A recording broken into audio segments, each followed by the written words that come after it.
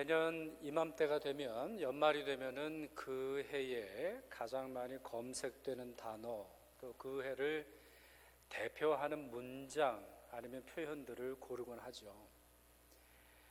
여러분은 어떠십니까? 2019년 이제 3일밖에 남지 않았는데요. 여러분의 올 한 해의 삶을 요약하는 성구가 있을까요?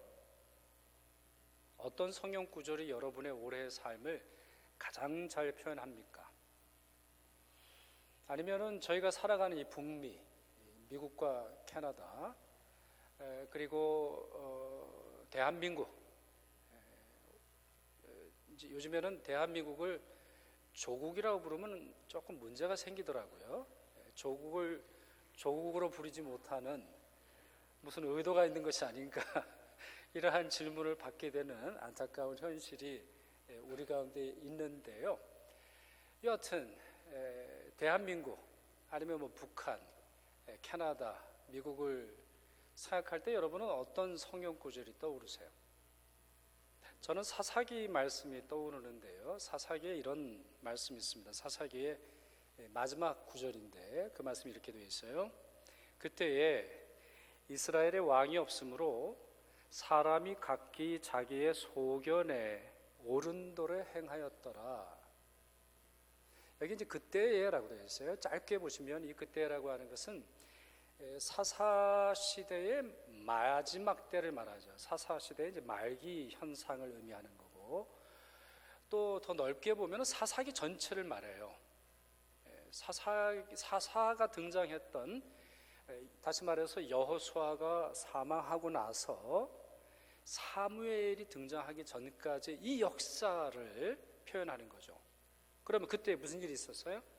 왕이 없었기 때문에 사람들이 각기 자기가 왕처럼 행동하고 자기가 왕처럼 주장하고 자기 말이 받아들여지지 않을 때 흥분하는 다툼과 갈등과 무질서와 혼란의 시기였더라, 이렇게 설명하고 있는 것이죠. 이 구절에서 나오는 이스라엘의 왕이 없으므로 이 말은 두 가지로 해석할 수 있습니다. 그렇습니다. 당시에 왕이 없었어요. 사울이라고 하는 초대 왕 생기기 전이었죠. 이스라엘의 정치 체제를 의미하는 것으로 이해할 수 있습니다만, 더 본질적으로 더 이상 이스라엘 백성들이 하나님의 주권을 인정하지 않는 모습을 지적하고 있어요. 이때만 해도 신정 체제 아닙니까? 하나님께서 직접 이스라엘을 다스리시고 하나님께서 직접 사람을 뽑으시고 하나님께서 직접 말씀하시던 때란 말이에요. 그런데 이때 벌써 하나님의 그 구원이, 하나님의 말씀, 하나님의 절대적 주권을 인정하지 않는 것을 이스라엘의 왕이 없으므로 이 단어로 표현하고 있다는 거죠. 이것은 사무엘상 8장을 통해서 확인할 수 있습니다. 그러니까 사사기 21장보다는 한참 후의 이야기인데, 이제 사무엘조차도 나이가 많아서 은퇴할 때가 되었거든요. 그럴 때 모든 백성의 장로들이 사무엘에게 와서는 왕을 이제는 뽑아야 되겠다, 이런 요구를 해요. 그런데 왕을 뽑는 데 있어서 다른 나라들처럼 이스라엘에도 왕을 세워서 다스리게 하자 요청을 하게 됩니다. 이때 하나님이 허락을 하시죠. 사무엘은 흥분을 해서 그 일을 허락하지 않으려고 하지만 하나님께서 허락을 하세요. 그러면서 다음과 같은 말씀을 하십니다. 백성이 내게 한 말을 다 들으라. 여기서 이제 너는 사무엘을 뜻하는 거죠. 내게 한 말을 다 들으라. 이는 그들이 너를 버림이 아니요 나를 버려 자기들의 왕이 되지 못하게 함이니라. 내가 그들을 애굽에서 인도하여 낸 날부터 오늘까지 그들이 모든 행사로 나를 버리고 다른 신들을 섬긴같이 내게도 그리하는도다, 이 말씀을 하세요. 여기서 지금 언급하시는 하나님의 이 표현을 볼 때 하나님 안에 좀 맺히신 게 있어요. 롱텀으로 오랜 기간 동안의 역사를 말씀하시면서 하나님 안에 숨겨둔 마음을 좀 표현을 하세요. 근데 여러분, 이런 표현이 있죠. 내가 그들을 애굽에서 인도하여 낸 날부터 오늘까지. 이 기간이 몇 년이 아니잖아요. 약 250년 기간이거든요. 그때로부터 지금까지 광야에 살았던 40년, 그들의 신이 헤어지지 않고 그들의 양식을 하나님께서 충족하게 채워주셨던 그때로부터 지금까지 여호수아가 가나안을 정복하는 그 시기를 넘어서서 사사를 통해서 하나님께서 모든 기적을 베푸사 그 민족을 인도하셨던 그때까지 그들의 삶은 전혀 바뀌지 않았어요. 그들의 역사는, 그들의 신앙은 조금도 진보하지 않았어요. 조금도 진보하였을 때 경험할 수 있는 하나님의 축복을 그들은 전혀 맛보지 못하고 살아가고 있어요. 하나님께 순종할 때 하나님께서 얼마나 놀라운 능력을 베풀어 주시는지 그들은 전혀 알지 못한 상태로 살아가고 있어요. 그 이유는 하나님을 버려서 하나님이 그들의 왕이 되지 못하도록 했기 때문이죠. 오직 하나님께 드려야 할 영광을 싸구려 우상들을 섬기는 일에 헌신해버린, 낭비해버린 그 모습을 하나님은 지적하고 계십니다. 이런 태도, 이런 행동은 이 사사기 21장에 나오는 말씀, 그리고 사무엘상 8장에 나오는 이 말씀은 너무나 아쉽게도, 또 너무나 부끄럽게도, 또 너무나 슬프게도 2019년에 우리의 자화상이라 이렇게 말씀드릴 수 있습니다. 우리가 사는 캐나다, 우리가 또 사랑하는 조국, 저마다 자기의 소견에 옳은 대로 주장하고, 이제는 다툼이 일상이죠. 이제는 뭐 안 다투는 게 이상해요. 이제는 나눠서지 않는 것이 이상하죠. 서로 멱살을 잡지 않는 것이 이상하게 여겨질 정도로 헐뜯고 그 헐뜯는 것을 일상적으로 하고 있습니다. 그 어디에도 하나님의 말씀, 하나님의 권위, 하나님의 통치, 하나님 나라의 우선됨을 찾아볼 수 없습니다. 물론 많은 사람들이 그 말에, 그들의 문장에, 그들의 화법에, 그들이 주장하는 것에 하나님이라고 하는 단어를 사용하긴 해도 우리 대부분은 느낄 수 있죠. 그것은 자기를 이롭게 하기 위한 지지수단일 뿐, 인용하기 위한 수단일 뿐, 진정으로 하나님의 사람이 아니라는 것을 우리 느낄 수가 있습니다. 저마다 자기의 감각대로, 자기의 이상대로, 자기의 신념대로 행동을 하고 분열하고 나누고 다투고 인간이 만들어낸 욕망을 향해 돌진해 나가고 있습니다. 이 사사기 21장 이 말씀이 우리에게 이렇게 우리의 자화상, 여러분의 자화상, 저의 자화상을 보여준다면 역설적이게도 이 말씀은 우리에게 희망이 되기도 합니다. 문제 해법이 어디 있는지도 가르쳐 준다는 거예요. 문제 해법이 바로 이 문제를 해결할 때 우리 안에 해결의 방법이 있다라고 하는 사실을 가르쳐 주는 것이죠. 서퍼들의 꿈이 있습니다. 우리 파도를 타는, 큰 파도를 타는 이 서퍼들의 꿈이 있는데요. 빅 웨이브 서핑이라고 하는 것이죠. 엄청난 크기의 파도를 타는 그러한 것이 이들의 이제 소망이에요. 빅 웨이브 서핑이라고 할 때는 20 feet 아니면 50 feet 정도의 거대한 파도를 타는 걸 말해요. 50ft면 어느 정도 되냐면 15m가 되는 겁니다. 15m면 어느 정도가 되는 거죠? 저는 사실 키가 작아가지고 이게 잘 가늠은 안 되는데 적어도 발코니보다 훨씬 높은 거죠.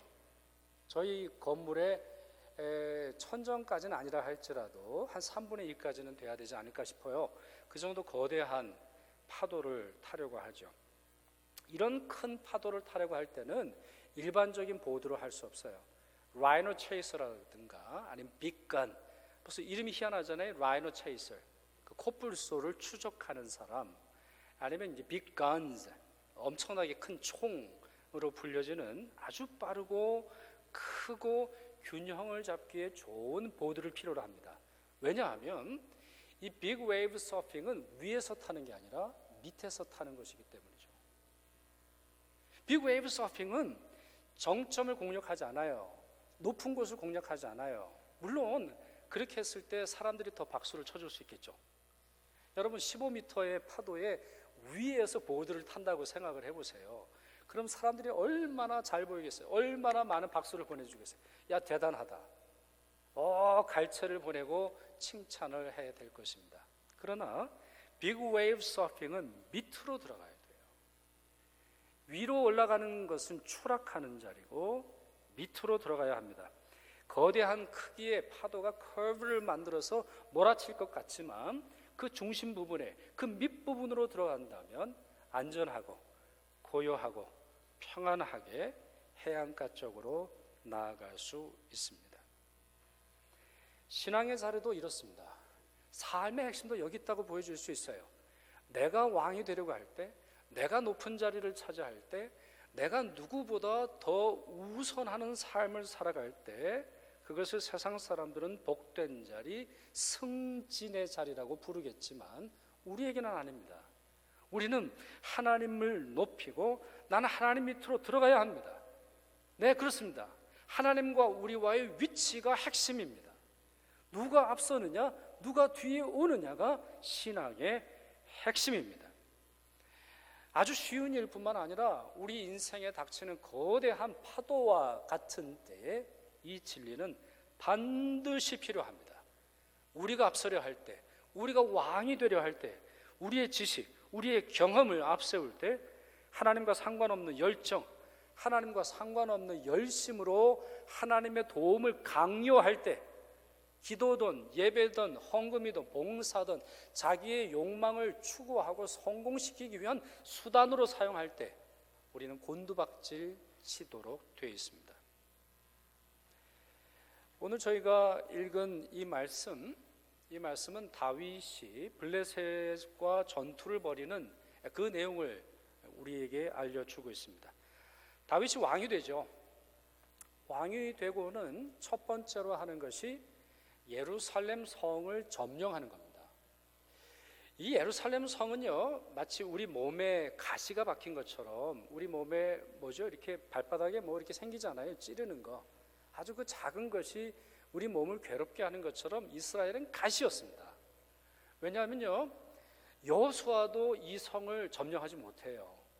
이스라엘 전체 영토에서 예루살렘의 그 중앙 부분에 차지하고 있는데 워낙에 지정학적으로 좋아요. 워낙에 이 높은 곳에 있기 때문에, 요충지이기 때문에 밑에서 공략하는 것은 대단히 어려운 일이에요. 그리고 그것을 차지하고 있던 여부수족은 이스라엘 가나안의 7 족속 중에서도 가장 강력한 그러한 족속에 해당이 되죠. 그래서 200년이 훌쩍 넘는 기간 동안 예루살렘은 난공불락의 요새로 자리를 잡습니다. 그러나 다윗이 왕이 된 이후에 이 성을 쉽게 점령을 해요. 그리고 이름을 바꿔요. 어떻게 이름을 바꾸죠? 다윗성이라고 바꿔요. 다윗의 도시라는 거죠. 이 모습을 블레셋이 보고는 입장 정리를 했던 것 같아요. 다윗이 이렇게 강력해지고 그 누구도 공략할 수 없는 예루살렘 성까지 점령을 했다면 그의 나라, 그의 권한, 그의 명성, 그의 위세가 더 강해질 것은 분명하게 보였어요. 따라서 다윗을 치려했죠. 다윗을 이길 수 없다 할지라도 다윗의 명성에 흠을 내려고 했던 것으로 보입니다. 1차 전쟁이 벌어져요. 이것이 다윗이 처음으로 벌인 왕이 된 이후에 첫 번째로 한 전투가 되겠는데요. 첫 번째 전투가 벌어지기 전에 다윗은 하나님께 기도합니다. 하나님, 나아갈까요? 하나님께서 다음과 같이 말씀하세요. 올라가라. 내가 반드시 블레셋 사람을 내 손에 넘기리라. 아주 심플하게 말씀하세요. 올라가라. 내가 블레셋 사람을 너에게 넘기리라. 너 손에 넘기리라. 이렇게 말씀을 하세요. 그리고 하나님은 약속하신 대로 물을 흩음같이 손쉽게 승리를 거두게 하시죠. 여러분, 물을 흩는다라는 게 뭐예요? 이게 물이 얼면 좀 쉽지는 않습니다만 물이 얼마나 쉬워요. 애가 와도 그거를 흩는단 말이에요. 그러니까 아주 손쉽게 이 전투에서 승리하게 되었음을 설명하는 그런 표현이죠. 그러나 얼마 지나지 않아서 두 번째의 전투가 벌어져요. 같은 장소, 같은 블레셋 사람, 또 그 비슷한 군대의 숫자를 동원을 하고 르바임 골짜기에서 진을 쳐서 두 번째 전투를 벌여요. 그런데 여기에 우리가 주목할 만한 내용이 있다는 거죠. 두 번째, 전투를 앞두고도 처음 했던 것처럼 다윗은 하나님께 묻습니다. 여러분이라면 어떠시겠어요? 자, 1차 전쟁에서 정말 쉽게 이겼거든요. 블레셋 별거 아니거든요. 블레셋, 물론 문명학적으로 보면은 완전히 다른 나라예요.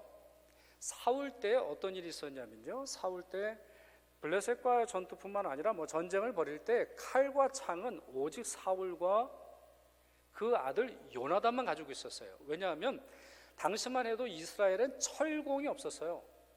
그러니까 불을 다루는 기술, 그리고 철을 두드려 가지고 뭔가 만드는 기술이 없었기 때문에 농기구를 만들려고 해도 낫을 만들든 쟁기를 만들든 보습을 만들든 이스라엘 백성들이 블레셋 사람들에게 가야 됐어요. 그러니까 문명이 완전히 다른 거예요. 이게 문화적 차이, 문명의 차이, 기술, 과학기술의 차이가 어마어마하게 된 것이죠. 그럼에도 불구하고 다윗이 손쉽게 이겼단 말이에요. 그런 사정에서 두 번째 전투를 벌일 때 여러분 기도하시겠어요? 여러분 삶 속에 한 번 했는데 너무나 쉬웠어요. 한 번 살아봤는데 그 해가 너무 쉬웠어요. 그럼 그 다음 해에 잘 기도가 나오세요? 내가 기도를 또 해가지고 또 다른 하나님의 소명, 하나님의 부르심에 여러분들은 긴장감을 가지시고 기도를 하고 찾으십니까?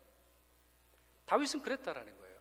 하나님께 묻습니다. 하나님 어떻게 해야 합니까? 하나님 올라갈까요? 싸워야 할까요? 묻습니다. 이미 1차 전쟁에서 승리를 거두었기 때문에 내가 이길 거야? 쉬울 거야?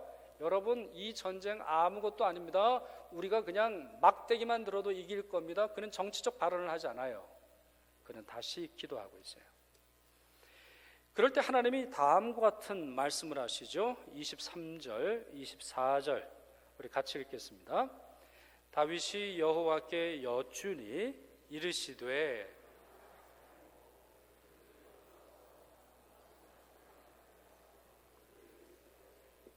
뽕나무 꼭대기에서 걸음 걷는 소리가 들리거든 곧 공격하라 했어요. 자, 오늘 본문을 다 읽지는 않았는데요, 질문은 1차 때와 2차 때 동일해요. 하나님 올라갈까요? 싸울까요? 그랬더니 1차 전쟁에서는 올라가라, 블레셋 사람을 내 손에 붙이리라 말씀하셨는데 2차는 그렇지 않아요. 기다려라. 어디로 가라 말씀하시죠? 뽕나무 숲을 맞은편에서 기다려라 그러세요. 사실 이 르비딤 그때는 어떤지 모르겠습니다만 이 유다 지방은 이렇게 숲이 많고 정글이 있다거나 이런 지형은 아니었을 것 같아요. 한국처럼 아니면 여기처럼 나무가 울창해서 거기에 몸을 숨길 만한 그런 곳이 있지 않았을 것이라고 예상을 할 수 있는데, 여하튼 2차 때는요, 2차 전투에서는 뽕나무 숲 맞은편에 매복해라, 그들을 기습해라. 근데 그 다음 매우 중요한 말씀이 나와요. 사람의 발걸음 소리를 들을 때까지 조용히 있어라. 그러니까 2차 전투는 완전히 다른 거예요. 이렇게 다른 이유가 있어요. 결과적으로 볼 때는 다른 이유가 있어요. 블레셋의 전투 방식이 바뀐 거예요. 블레셋의 작전이 바뀌었기 때문에 하나님은 그 사실을 아시고 이기는 방법을 이스라엘 백성들에게 말씀해 주셨는데요, 특히 하나님께서는 두 번째 응답에서 다윗에게 이 말씀을 하시죠. 여러분이 잘 기억하실 말씀이고요, 오늘 설교의 핵심 구절이 되겠습니다. 같이 읽습니다. 그때에 여호와가 너보다 앞서 나아가서 블레셋 군대를 치리라. 다시 한번 읽습니다. 그때에 여호와가 너보다 앞서 나아가서 블레셋 군대를 치리라. 누가 앞서가죠? 여호와께서. 누가 뒤따라가요? 다윗과 이스라엘이. 이 작전은 하나예요. 앞서지 말라는 거죠. 앞에 가지 말라는 거예요. 사인이 주어질 때까지 가만히 있으라는 거예요. 여러분, 세상에서 제일 어려운 것 중에 하나는, 세상에 가장 어려운 것 중에 하나는 위급함과 전투와 전쟁과 내 앞에 목전에서 원수가 나를 달려드는 상황에서 침묵하는 거예요. 근데 참 놀라워요. 이스라엘 백성들이 홍해를 건널 때도 하나님께서 잠잠하라 하셨어요. 뿐만 아니라 많은 전투, 이스라엘이 여리고를 점령할 때도 역시 마찬가지예요. 잠잠해야 돼요. 침묵해야 돼요. 그들은 오직 여리고 성을 돌면서 하나님의 때를, 하나님의 시간을, 하나님의 전략을, 하나님의 등장을, 하나님의 역사를 기다려야 했던 것이죠. 이 작전은 크게 두 가지라고 볼 수 있어요. 실제로는 물론 이제 한 가지가 되겠습니다만, 첫째로는 하나님이 앞서 가실 때까지 잠잠히 기다리라는 것이고, 둘째는 하나님의 신호에 민감하게 반응하라는 거예요. 하나님께서 발걸음 소리가 사인이다, 이제 전투를 시작할 만한 사인이니까 그 소리를 기다려라 라고 하는 자기의 촉각, 자기의 청각, 자기의 시각, 자기가 가진 모든 것을 동원해서 하나님의 사인을 경청하려고 하는 노력을 기울이라고 하는 것이 이 작전의 두 번째 내용입니다. 이 전략, 이 작전이 주어진 이유는 성경에 보면 친절하게 나와 있잖아요. 자세히 설명하고 있잖아요. 싸움의 대상이 동일하고, 싸움의 장소가 동일하고, 싸울 때 용기가 필요한 것도 동일한데요, 하나님은 다른 전략을 사용하셨어요. 이유는 잘 몰라요. 이렇게 추측할 수는 있죠. 블레셋 군대보다 첫 번째 블레셋 군대보다 두 번째 블레셋 군대가 더 강했을 수 있어요. 또 두 번째, 첫 번째 승리를 거둔 이스라엘이 자만할 수 있어요. 이거 역사적으로 좀 반복될 수 있잖아요. 여러분이 여호수아를 읽어보신 분들은 잘 아시겠습니다만, 여리고는 쉽게 점령을 해요. 근데 그 다음에 뭐가 문제가 되죠? 아이성. 아이성은 아주 작은 성이거든요. 아주 손쉬운 성이, 아주 정말 쉽게 무너뜨릴 수 있는 성인데, 이 성을 제대로 점령하지 못하는 모습 속에서 그들의 자만, 하나님의 말씀대로 나아가지 않는 모습에 다시 실패를 반복하지 않게 하시려는 하나님의 교훈일 수 있어요. 아니면 계속되는 전투로 인해서 이스라엘 군인이 피곤해 보여서 하나님은 더 나은 전략을 사용하실 수 있어요. 잘 모르겠어요. 그러나 한 가지 분명한 것은, 성경의 내용을 통해서 한 가지 분명한 사실을 이해할 수 있는 것은, 다윗은 한마디도 이의를 제기하지 않는다라는 거예요. 하나님 왜 그래야 합니까? 하나님 꼭 그래야 합니까?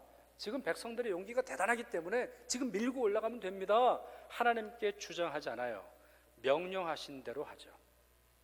오직 하나님의 신호가 내려지기 전까지 뽕나무 숲 맞은편에서 언제까지라도 기다렸을 것입니다.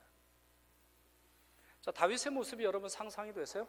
오늘은 논리적으로 설명하기보다 여러분 마음속에 좀 임프린트 하시면 좋겠어요. 좀 새기시면 좋겠어요.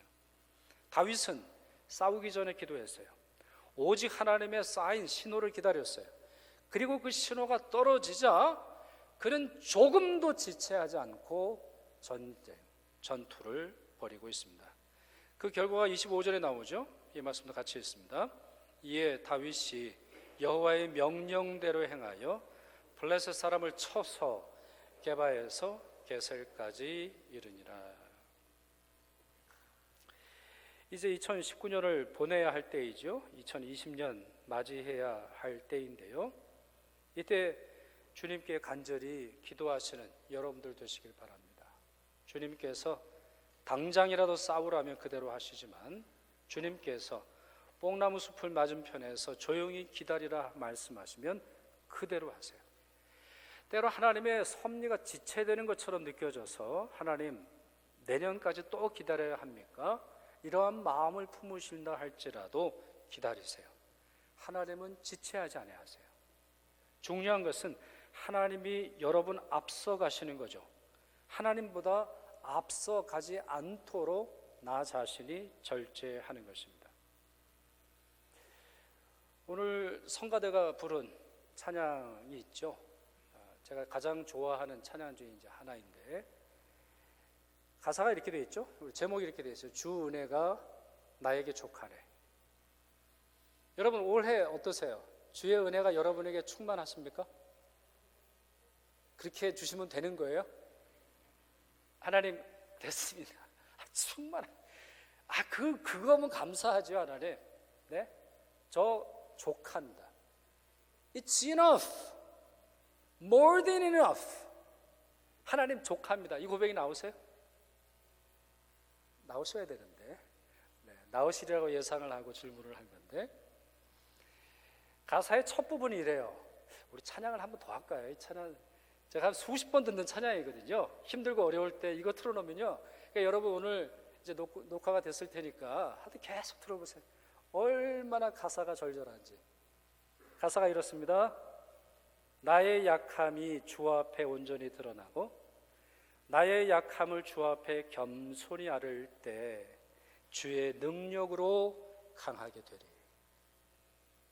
이거를 홍지열 씨가 작곡을 했는데요, 이 가사를 고린도후서 12장에서 가져왔어요. 이걸 이제 하나님 말씀에서 고린도서 12장 9절에서 이걸 이제 가져와서 가사를 조금 이제 바꾼 건데, 고린도후서 12장에서 바울이 이런 말을 해요. 나에게 이르시기를 내 은혜가 내게 족하도다. 이는 내 능력이 약한 데서 온전하여 짐이라 하신지라. 그러므로 도리어 크게 기뻐함으로 나의 여러 약한 것들에 대하여 자랑하리니 이는 그리스도의 능력이 내게 머물게 하려 함이라 그랬어요. 이 고린도후서 12장은 굉장히 중요한 장인데, 바울은 자기의 서신서의 어떤 부분에서 자기 이야기를 좀 써요. 자기 지파 이야기, 자기가 할례 받은 이야기, 자기가 흠이 없는 이야기, 이런 얘기를 써요. 그런데 고린도후서 12장에도 보면 그런 얘기가 나오는데, 자기 자신이 3층천을 본 이야기를 해요.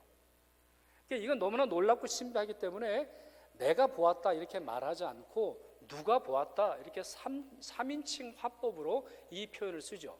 그리고 그와 같은 것이 내 자랑이다 이런 말을 하고 있는데, 이와 같은 초월적이고 신비하고 거룩한 체험을 앞세우는 것이 아니라, 사실 내 자랑은 무엇이냐? 내가 약한 거다. 내가 약한 거다.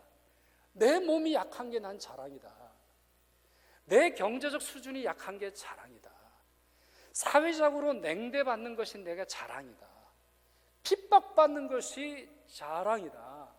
사람들이 나를 향해서 박수를 쳐주지 않는 것이 나에게는 자랑이다. 왜라는 거죠? 그 이유는 어디 있어요?